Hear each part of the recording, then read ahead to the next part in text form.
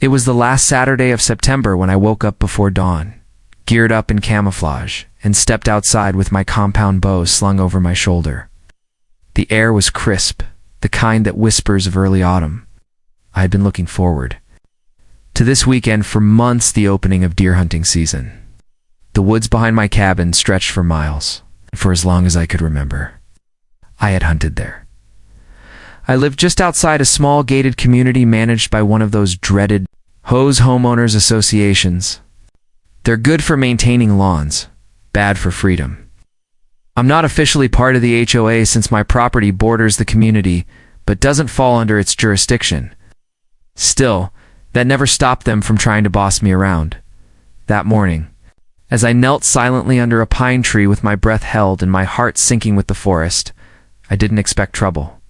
But trouble came anyway, dressed in a navy blue windbreaker with an obnoxiously large HOA badge. Carrying a clipboard like it was a weapon, her name was Karen Yes, ironically, marched up the trail like she owned it, her face twisted in indignation. "Excuse me," she barked. I turned, confused, lowering my bow. "Can I help you? You're trespassing on HOA land and engaging in an illegal activity. Hunting is not allowed here." I couldn't help but laugh. "Karen, this land is mine. Been in my family for over 40 years. You're the one trespassing." "That's not what our map says," she snapped, pulling a folded paper from her folder. "See, this trail is part of the community's green space. It's been used by hikers for years." "That trail might be part of your green space," I replied coolly, "but this forest behind it, that's private. I've got the deed to prove it." By Monday morning, I received a letter shoved under my door, an official fine of $500 from the HOA for violating community environmental safety regulations. I laughed again, but this time with a bitter edge. That fine wasn't legal, I wasn't under their authority, but it wasn't about the money anymore. It was the arrogance, the entitlement. I tried reasoning with them, sent emails, met with their board, explained my land's boundaries. But it was no use. They refused to listen. And Karen continued to insist that hunting near the community was dangerous and traumatizing for the children. So I fought the fine in small claims court and I won. The judge confirmed what I already knew. My land was not part of the HOA. They had no authority over me. Their fine was null and void. Thought it was over. It wasn't. A week after, the court ruling signs started appearing at the edge of my property. Warning. Dangerous hunter area. This trail is unsafe for families. And the best one, save the deer, ban the bow. All unofficial.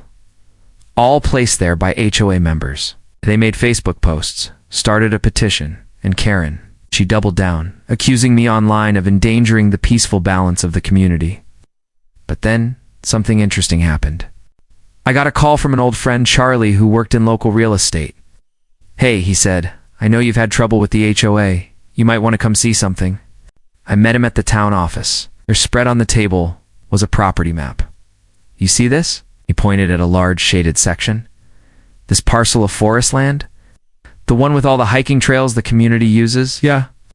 "It's not owned by the HOA. It was leased from a timber company. It's up for sale." My eyes narrowed. "How much are they asking?" It took me less than 3 weeks to secure the purchase. I pulled some family savings, took out a small loan, and signed the papers. The day the ink dried, I walked into the HOA board meeting with the deed in hand. Karen was there, smug as ever, probably preparing for another rant. "I've got something you'll want to see," I said, dropping the papers on the table. "As of today, I own the land your community uses for its beloved hiking trails." There was a moment of silence, then chaos. "Can't do that. This is an outrage. This land is sacred to our kids." I smiled. "Well, your kids can play elsewhere, because as of next Monday, I'm closing the land, permanently."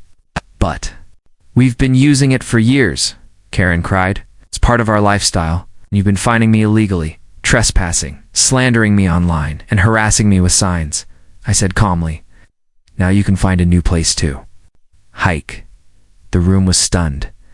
And for once, Karen had nothing left to say. Asterisk, by the following Monday morning, the new no trespassing signs were up.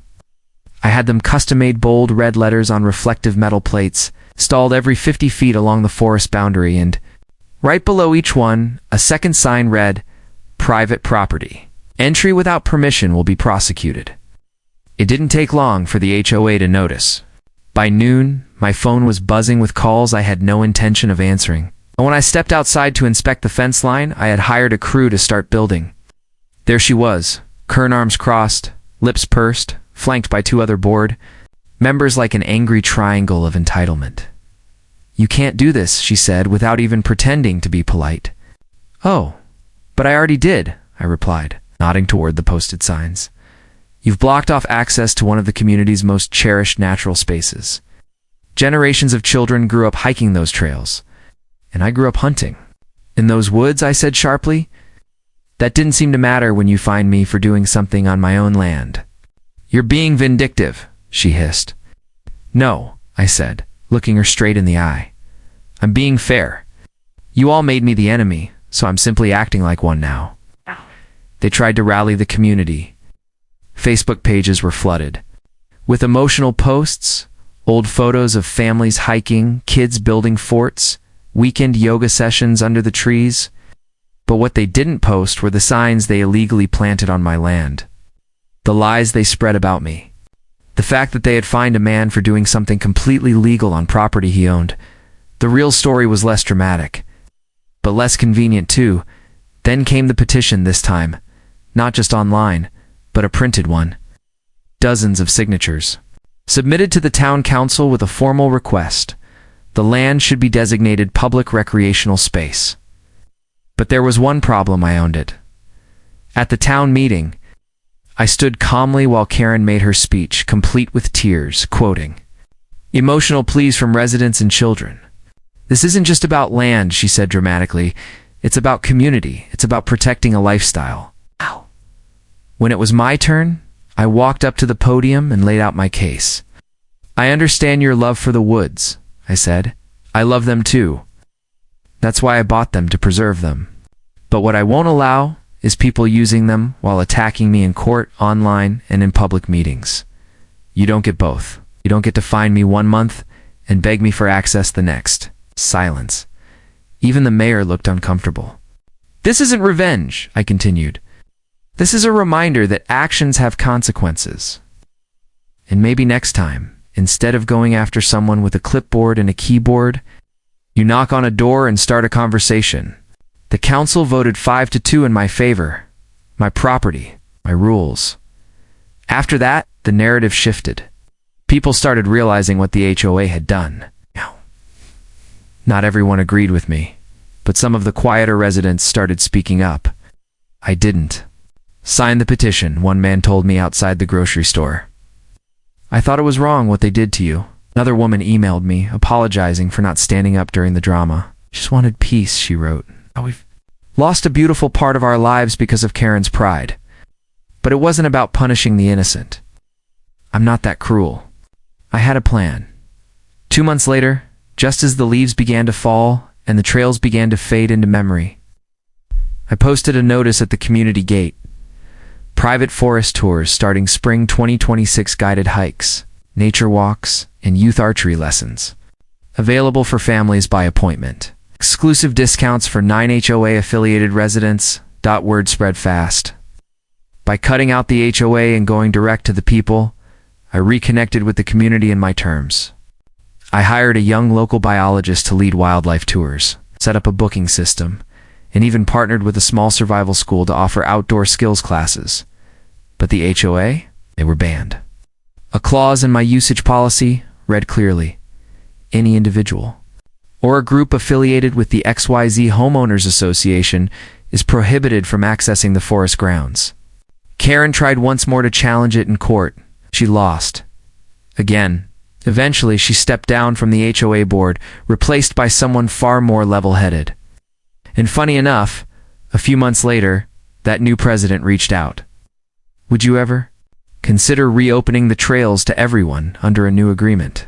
I considered it for a moment and replied, "Maybe, but not until the HOA issues a public apology. In writing, it reimburses me for the fine you tried to force on me." To this day, that letter has never come. in the forest. It's still standing. Still wild, still peaceful. But now it belongs to someone who actually respects it. And every time I walk beneath its canopy, bough in hand, hearing the rustle of leaves and the soft thud of distant footsteps from a guided hike, I smile because they tried to find me for hunting, so I bought the forest they worshipped and made it mine forever.